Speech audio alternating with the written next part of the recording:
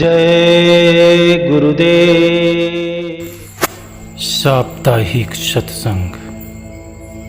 परम पूज्य स्वामी जी महाराज सत्संग सुनाते हुए कहते हैं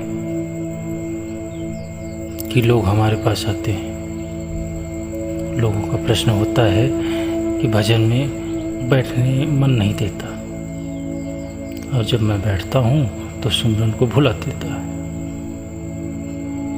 अरे बच्चा, तो आपका मन और क्या करे? वो तो बड़ी ईमानदारी और तत्परता से अपने कर्तव्य का पालन कर रहा है। क्या आपको भी अपना कर्तव्य पूरा नहीं करना चाहिए? कभी आपने अपने आप से ये प्रश्न किया? पूरी ताकत से मन का मुकाबला करें। इस अवस्था में मन और आत्मा के बीच जबरदस्त लड़ाई है।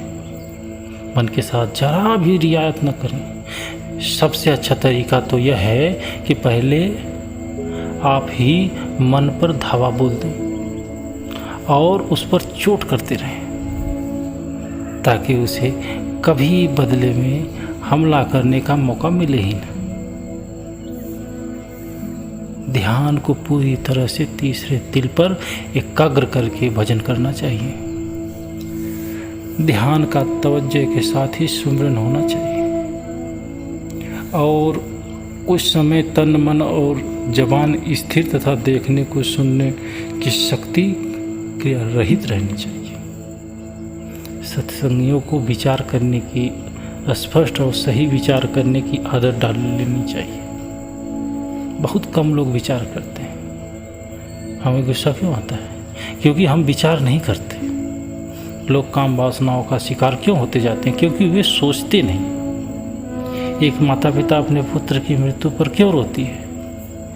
कई लोग धन या संपत्ति के नुकसान पर आत्महत्या क्यों कर लेते हैं? क्योंकि वे सोचते नहीं। विचार 90% अभ्यास है। विचारशीलता एक वरदान है। यह थोड़े से अभ्यास से प्राप्त की जा सकती है। हम अपने बहुत से काम बिना सोचे समझे एकाग्र रह के, बैठ के, मंथन करके, हमेशा शांति पूर्वक विचार करके एक निर्णय पर पहुंच सकते हैं। अगर आप यह जानते हैं कि क्रोध से आपके जिगर और हृदय को नुकसान होता है, तो आप कभी किसी भी बात पर गुस्सा न करें। किसी डॉक्टर से पूछिए, वो आपको बताएगा कि गुस्सा के दौर में किस प्रकार हमारे खून में जहर फैल जाता है। क्या चिंता से आज तक कोई भी समस्या का हल हुआ? ये प्रश्न करो, अपने आप से करो। चिंता उलझते हुए विचारों से उत्पन्न होती है। स्पष्ट और सही विचार की आदत डालें और अपने दुख और कष्ट को हंसकर भुला दें। जब तक मनुष्य हंस सकता है, खुद शैतान भी उसका कुछ नहीं बिगाड़ सकता। ये अटल सत्य है। क्या हमें कोई खर्चा होता है? हंसने से कोई खर्चा होता है? नहीं।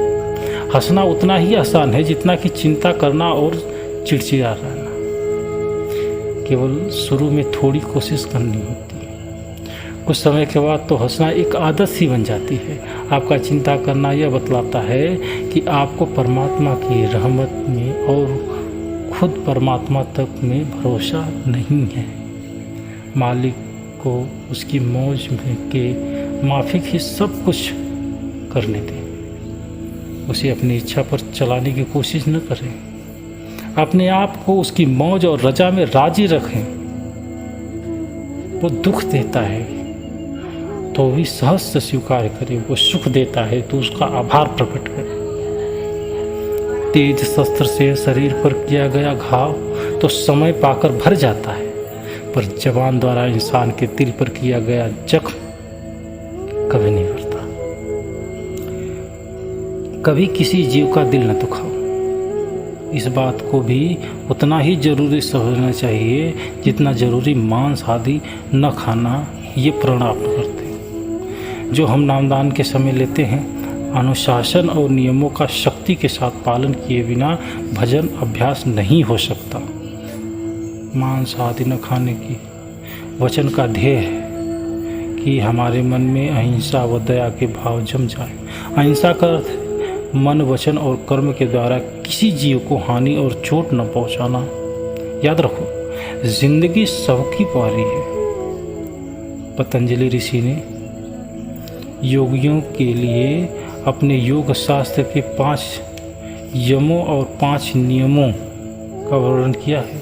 ये दैनिक जीवन के लिए बड़े अच्छे उसूल हैं, जिनका पालन करने से सत्संगी भी लाभ उठा सकते हैं। 5 यम ये हैं: अहिंसा, किसी भी जीव को मन, वचन, कर्म से चोट या हानि न पहुंचाना। सत्य, झूठ न बोलना अर्थात मन, वचन और कर्म से सत्य होना।